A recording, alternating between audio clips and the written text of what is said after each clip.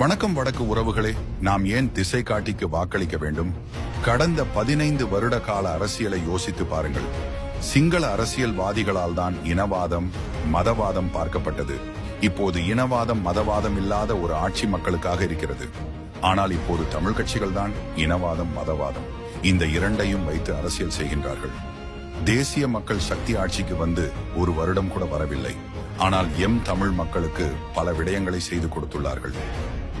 சிந்தியுங்கள் மக்களே, தமிழ் கட்சிகள் கடந்த 15 வருடங்களாக செய்து முடிக்காத பல விடயங்களை செய்து கொடுத்துள்ளார்கள்.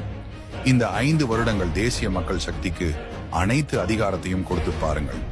மாற்றம் நிச்சயமாக உங்களுக்கு கிடைக்கும். தமிழ் கட்சிகள் மக்களை வைத்து அரசியல் வியாபாரம் செய்கின்றார்கள். மக்களை சிந்தித்து பாருங்கள்.